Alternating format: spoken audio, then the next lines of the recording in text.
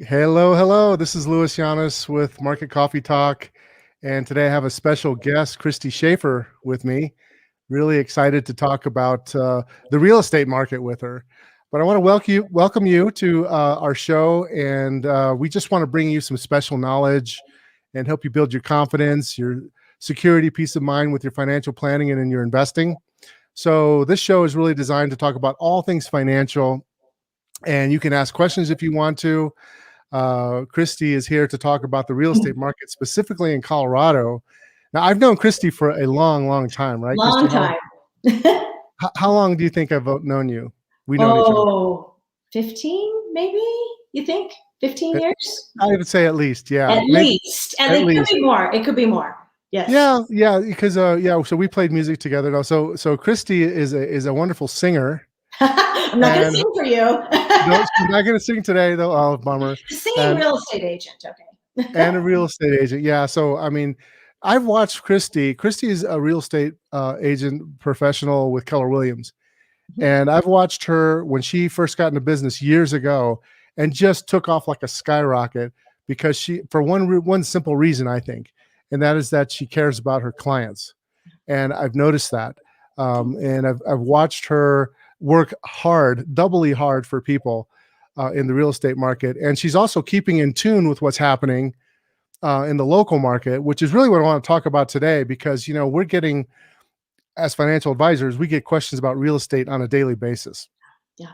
And I just wanted to hear some of your viewpoints on that, because, we hear things from different sources, and I know that you're, in the thick of it day to day. And I wanted to, just get your feel for what do you see happening in the real estate market here in Denver, specifically, Colorado, if you want to go branch out more, but what are you seeing right now? Absolutely. So we are in a very hot market. For the sellers, they absolutely love it, because they are seeing their homes sell quickly, sometimes with multiple offers, getting the price that they really want, or sometimes even more than what they thought they would get. And it has been challenging for buyers, but it definitely is a market that is fast moving, and it's continuing on the rise. I would really go back to the whole idea of supply and demand, which is really what has caused our market to be what it is in 2021. So we have a smaller supply for the amount of demand that is out there. Yeah, what's causing that? I mean, what are you seeing? Like, how do we get here? I mean, absolutely. In Colorado, how specifically? Yes. So several things. It's not just one thing that's caused it, but one of the big factors that sometimes people don't think about is the new build industry. We need to have so many homes every year being built by the new builds to keep up with the demand of new buyers. You always have new buyers all the time. So, but back when the recession hit, we fell behind because they stopped building for years. And so we have been playing catch up ever since then. We are literally behind by 5 million new build homes. Whoa. Nationwide. That's a big number. Yeah. It is. It is. Yeah. So even if you think, well, I mean, they're building, they're building again. Well, what if we only build 1 million more than what we're supposed to build this year? We're still far behind. So this is really contributing. And when COVID hit, the new builds stopped building as well for a certain period of time. They weren't employing their workers. They weren't sending the sales associates into the office. And then lumber prices went up. And not just lumber, but a lot of their equipment went up, and it was hard to get. I talked to a new build this last week, and he said that appliances are so hard to get that as soon as they sign a contract with a buyer, they're putting in the order for the appliances on that home, even though it won't be finished for another 10 months. That's crazy. This is really blowing me away, because it's not just you keep hearing about shortages all over the place. Yeah. In chips, in just so many different areas. It's not just real estate, which is very interesting, because supposedly, that we should be in this booming economy, which, we are starting to get stronger, but I just kind of wonder, why are we having so many shortages, and from the statistics that we're hearing, from what the government is telling us, they're saying, hey, this is all transitory. This is not going to, it's going to pass really fast. And I'm just kind of wondering, like, how fast will it really pass, do you think? That's a good question. I don't know how fast we're going to get all of the equipment back and all of the, I did hear a rumor about lumber prices going back the other way, but I'm just like, okay, how quickly can we turn the wheel right, and get things going?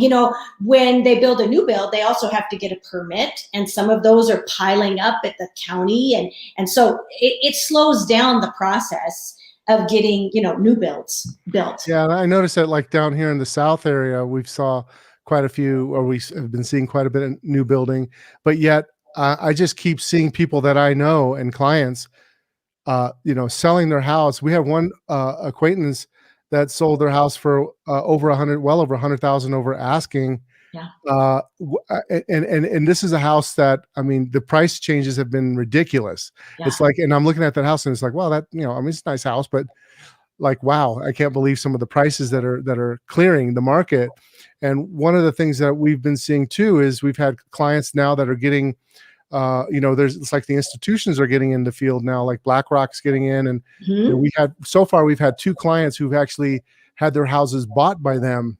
Yeah. And now I just got a text before I came on. Yeah. From one of the clients who's the company that bought it from them flipped it, and they flipped it for quite a bit, like 15% more than what they sold their house for, which was already, if you looked at a graph on it, was already like, and then they flipped it even higher.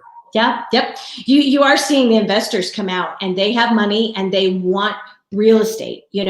I just had a listing, and one of the first people to offer on the listing was a cash, buyer, was one of these companies that you talk about, and they're just trying to acquire more homes in the Denver metro area, that they're very big across the nation and everything.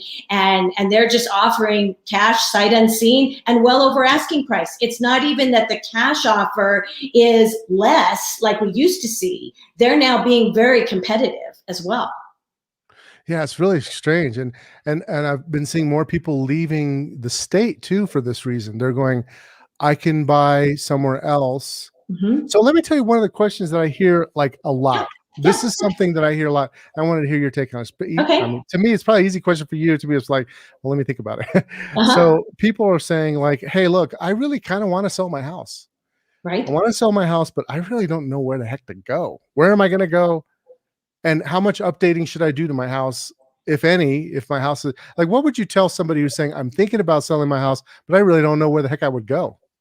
Well, I mean, you have to know where you're going to go before you sell it, because it is going to sell rather quickly. So then we have to sit and ask a lot of questions. What's the dream? Where do you, is out of state a possibility? Is it a possibility for your job? Is it a possibility for your family?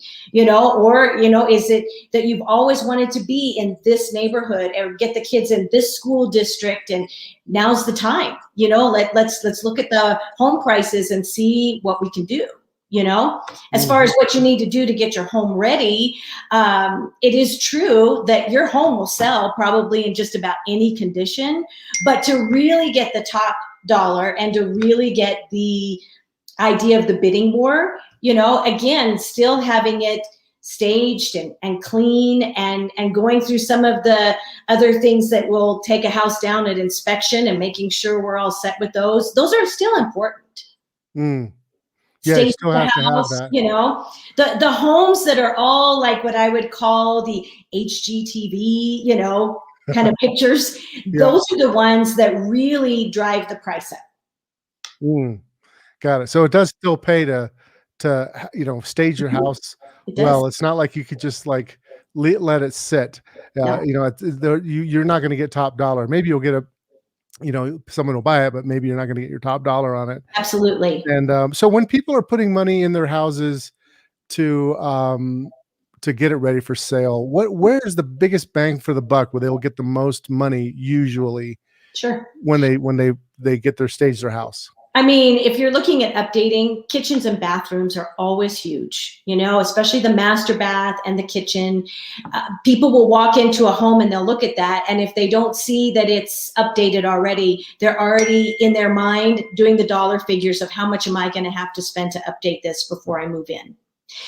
Some of the practical things that I always look at, if you can't do a kitchen or a bathroom, let's look at the flooring. Let's look at, should we put new carpet in? Some people will say, well, I'll just give a carpet allowance. Well, the problem with that is somebody walks in, they don't like the carpet, they just don't have that warm feeling. They may go, I don't think it's worth that much money. Whereas if you have brand new carpet in there and everything smells nice and it's done, then they're willing to pay more. So little things like carpet and interior paint, they go a long way to making it be just clean and fresh. That, even if someone comes in and says, I'm going to tear out that carpet and I'm going to put in laminate floor, still they paid more because you had the carpet in there. Yeah. And how important is landscaping? It's a first impression. I mean, think about that. What is the first impression that you have? I mean, if your yard is just all full of weeds and everything, again, people see that as work. And nowadays, a lot of people don't want to do yard work, Yeah. So that's been something people have been saying. So I think there's a lot of people on the sidelines. Yeah. That want to sell, and they're just not sure. They're a little bit iffy about when to sell. That's kind of one of the things they're saying. So, like, why should anybody buy or sell in this current market? Would be the thing. Why should somebody sell right now? I mean, what are some of the reasons? What would push somebody over the edge who's thinking about selling, but it's not quite sure about the timing? I would say to the seller, I would say one of the big reasons why now would be a great time to sell is because you are going to sell your home quickly. You are going to get top dollar for your home. But inside, and it's true, you will be a buyer someplace. Unless you already own something else, you're going to be a buyer. So we buy and we sell in the same market. So just know that, that you'll love the selling process, but maybe not love the buying process, So, but if they're moving to another state where the home prices are much lower, that seems to be pushing people over the edge. So what I would come back to is the fact of the equity you have in your home and how important that equity is that you have in your home. The equity is, if people don't know, it's the amount of money that the difference between what you owe on your house and what your house is worth. And really the true equity, if you're going to sell, it's minusing the cost of sale. And then that's what you're left with. Okay. And because home prices have gone, and I didn't even tell you this yet, but since last May in the Denver metro area, home prices have risen 30%. I believe it. I mean, and to put that in perspective, in a not balanced market, in a regular market, we would be like 4 to 5% every year.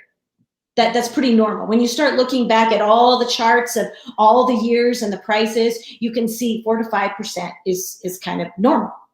But so 30% is just, it's unheard of, But for the seller, you've got so much equity in your home. I have a coworker, and they have lived in their house for probably like 25 years. They own it free and clear. But they know now with the market, because the market has gone up, that they can sell for like $850. And so now they are looking at they're buying a new build, and they're going to buy the dream home for 1.1.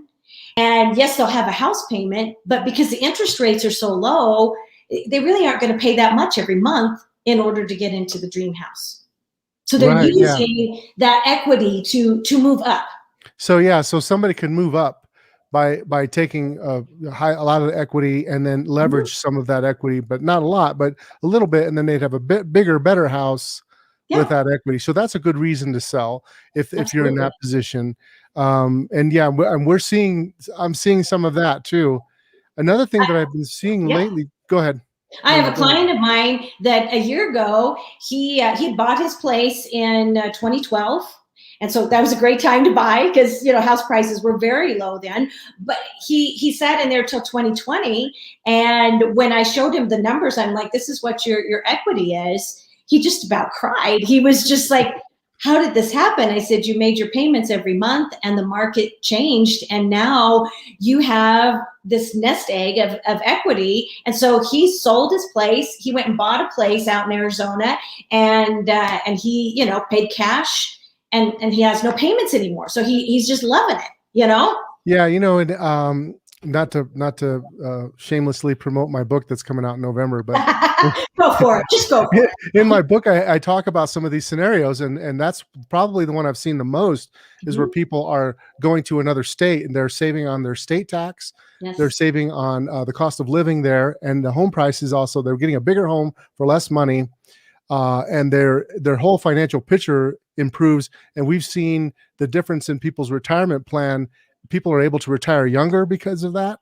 Like they maybe they needed to work till they were age 65 to retire, but now people are able to literally say, I'm moving to Arizona or Florida or Texas, and now I'm retiring like 5 to 10 years before I was going to have to. Absolutely. There is power in real estate, as you can see how when you invest in your home, that's a great investment, because those numbers really do go up and they help you to go live your dream. Yeah, the other thing I'm starting to see is people who have enormous houses now. Yeah. Yeah. So they have a big house now, and they're going, you know what, my kids are gone, Yeah. and I've got this big house, and I still have some debt on it, but I have a lot of equity in it too, and I'm going to buy a new place for a price that's less, and then I'm going to use a reverse mortgage, and I'm not going to have a payment, and I'm going to retire right now. Absolutely. And people, a lot of people don't understand how these reverse mortgages work. Yeah. They're what I don't like about them is they're more expensive, but in certain situations they have been lifesavers on retirement plans. Yeah, absolutely. So yeah, I mean, and I've seen it in two different ways. One would be somebody who is kind of like they haven't been able to save as much as they've been, really should have, but they're able to use their equity in a way so that they could use that as a retirement fund to help them, or for healthcare expenses, things like that. The other thing we've been seeing is people who, like I said, who already have strong net worth, but they have a house that's too big now, and then they're using that reverse mortgage to get into something that makes sense for them now, and then lowering their expense. They're not worried about the inheritance and things like that. Right. Absolutely. I have a couple right now, and they're a young couple, so they're not dealing with the reverse mortgage yet. But because they have so much equity in their home, and they've been faithful at saving as well, they were able to go and buy the next house first and then sell their house. So they didn't have to be contingent. Because in this market, it's really tough to say, hey, I want to buy your house, but I have to sell mine first. Will you wait for me? And that's really hard in a competitive market to get the house. I don't know if you're seeing this, but I'm seeing people rent now more. They're just going, I'm going to sell now. Yeah. And then I'm going to rent in the place that I know I want to go, but I'm not sure exactly where I want to be yet. Yeah. We're seeing that for next year. What I think could happen to some of those people is they might get caught where they rent for a year and then prices go up another 10%. And then they're like, ooh, that was expensive. Not just prices, but if interest rate goes up, I mean, that would be my message to the buyers. Take this scenario. So let's say that you are taking out a loan for $500,000. Okay. And I pulled these numbers from my lender, just so you know. So okay, cool. Yeah, for $500,000 and at an interest rate of 2.875, because that's out there now. Okay. And your payment would be $2,069 for that house. So let's say that same house, 500,000, but interest rates go up to 3.5. Not unusual, Very easy for that to happen. Very easy. Now your payment is $2,238 a month. Okay. Now let's say that home prices went up 10%, just 10, not even the 30, but just 10%. So now that you're taking out a loan for 550 instead of 500 at 3.5%, now your payment is $2,462.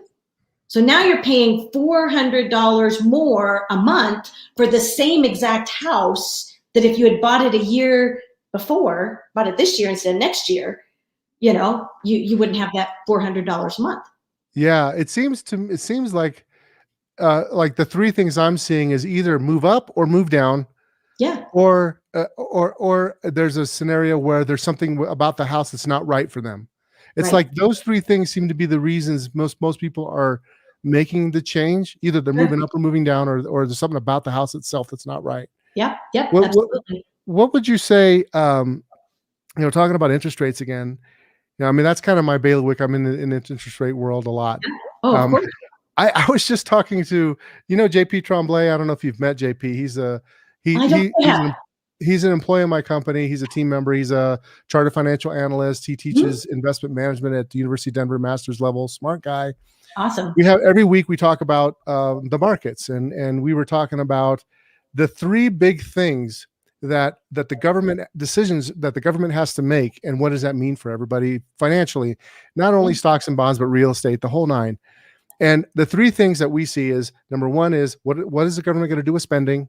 Number Right. two, what are people going to do? What is going to happen with printing money? Are they going to continue the rate now, or are they going to try to stop it?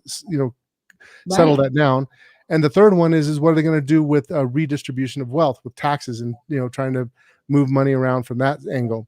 And Mhm. when we look at all three of those, they all point to higher interest rates at some point. Like Yeah. you can't triangulate your way out of it. I mean, there's No.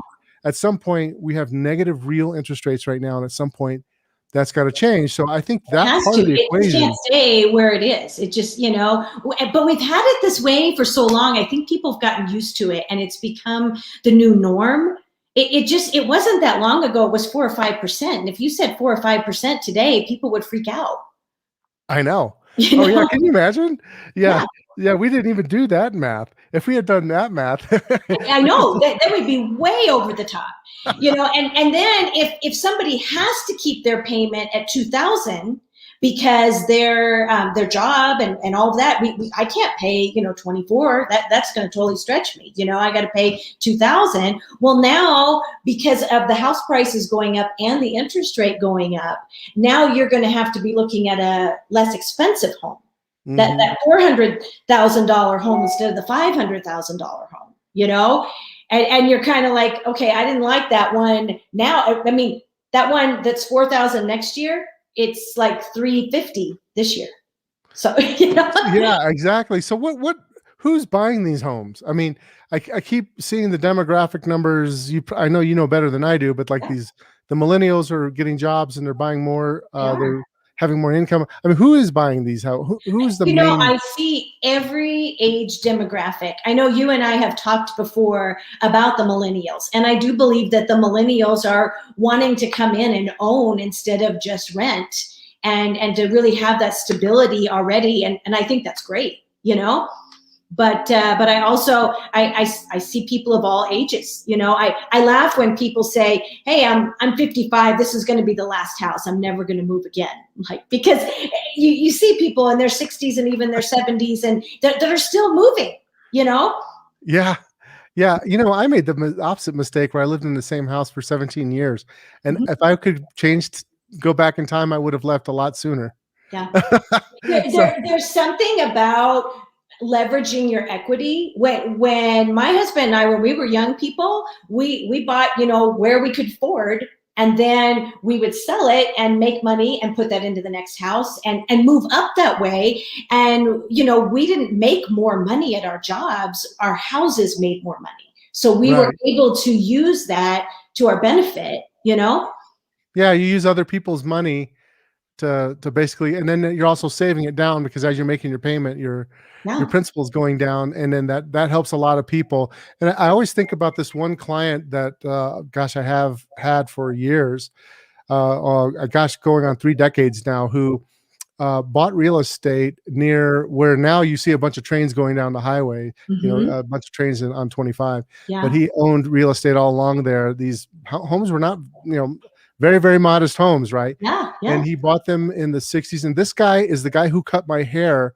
for 25 years. Wow. And he's a millionaire, multimillionaire, right? And he did this, Because well, you he own did this, real estate. he did it, well, no, he did it in a combination of things. He was so smart. Never made high income. But what he did is he did that, and then he saved and he bought stocks and bonds. He did both. Good. So by the time he got to age 70, I mean, he had a nice portfolio in both of them. Yeah. And so, which gave him flexibility. So what we were able to do is we sold off some of the real estate, 1031, some of the rest of Yeah. it, Yeah. and then now it's just like, how do we give it away, right? So, but I've been able to watch some, and this is what's beautiful about investing. And I always tell people this: there is no perfect investment. Like there's no, like you'll have guys that say, oh, well, real estate's best, or stock's the best, or gold's the best, or Sure. my philosophy is there is no best, because when you go back and look at history, there's times when gold was the best. There's times when stocks were the best. There's times when real estate was the best. Like you had mentioned, the long-term rate of return on real estate's been 4 to 5%. But if you have leverage, that rate of return is higher. Yeah. But you also have to put in maintenance and all that stuff. But and the long-term rate of return in stocks has been around 10%. And like we just came from a period where the market went up 40%, and then real estate went up a lot, but not quite as much. But now real estate made a bump in the last year. Right. So the key is as an investor is to not be married to any one thing. But to look at the values that are out there and to take advantage of them. And so as an investor, I look at real estate prices being where they are right now, and the fact that interest rates at some point are going to go higher. I think a lot of people should be making the move now, selling their homes, especially if they need to be moving up or down, like we talked about. Right. Or there's something wrong with their house. Sure. That's not working for them. And I just see that more and more. And so you've really given me a lot of ideas about what to do here. I have a question about. Yeah. I know that the market is changing fast, in Colorado, and somebody out there might be wanting to sell their house, something like that. I mean, what can you do? I have your email up here. Yeah, absolutely. So can get what can you do to help somebody if they want to learn more about selling or buying or something like that? I mean, I'm willing to talk to anybody anytime. I'm not high pressure, so you don't have to be afraid of me, But I would say that there's a couple of things that I'd love to offer your listeners. One of them is that I have, every neighborhood is different. So, when we start talking about stats and how, how everything's happening in the Denver metro area, one neighborhood may be selling really quickly and another one maybe not so much, and so it's good to know what's happening in your own neighborhood. And so I have a program that I can send you neighborhood stats, the active homes, the sold homes, and you get a monthly email just once a month, so it doesn't bombard your email, and gives you all that information. I would just need from the people who want that, just ask me for my home market snap. And with that, then I need an address to put in and your name and an email to set that up for you. And so if you email that information to me at ChristyShaffer@kw.com, I'd be glad to get that going, and you can just start watching what's happening in your own neighborhood. The second thing is for people who really want to know, well, how much equity do I have in my house? What would it look like if I did try and sell my home today? I can offer you a free market analysis on your specific home.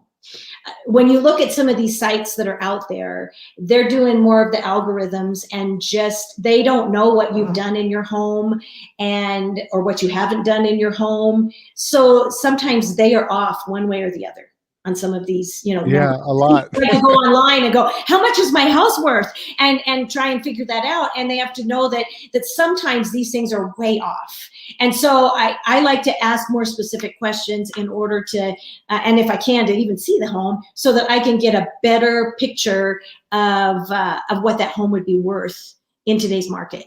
So again, reach out to me, send me your information, and I would be glad to just say, show me the money, and so then here's her email. I've got the email right there up on the screen. Christy Shaffer at kw.com. Absolutely. And get a home market snap if you're thinking about it. I can tell you from the people that we see, we look at the entire financial picture. And for a lot of people, I think it makes a lot of sense if they're thinking about moving to do it sooner rather than later, and to make those changes. And I think a lot of people are feeling stuck right now because they have all these what ifs going in their head. Like, what if I time it wrong and the market craters, or what if, whatever. There's a zillion reasons why. But when you start looking at the finances, especially again, if you need to move up or down, or you have a change or the house is not working for you for some reason, now's a really good time to do it. And I would tell you this, I don't have a crystal ball, and there's not a real estate agent out there that does, but we are in conversations all of the time, just like you are, about the market and about the real estate market and what's happening. And I hear people with their fears of, I'm afraid that I'm going to buy and the market's going to crash. I'm going to be upside down in my house. And we are not seeing, at least for the next few years, that this is going to change, that this the direction that we're going with the housing market is going to continue, because with the building being behind, we're so far behind on the building, it's going to take a while. And I don't know. And people say, well, what if we have this forgiveness program with all of the, that the people have had for the, with their banks, and that they've let them go without making payments and everything during COVID. When they lift that, all these people are going to sell their house. Well, the banks are doing special programs for people so that they don't lose them. And so they're trying to work with them. So I don't see that we're going to have this huge number. But if you want to talk numbers, we need, in order to have a balanced market, we need like a 6-month supply of homes on the market, which would be like 23 to 24,000 homes active on the market. We have less than 2,000 homes. That's crazy. So get that in your head. We haven't seen those numbers of having, more than 23,000 homes since December of 2011. So, this idea that all of a sudden, if I pay $550 for this house, next week it's going to be worth $525. It's not going to happen. That's very unlikely. It's unlikely to happen. And I've heard that argument about, in fact, I just had somebody tell me that argument.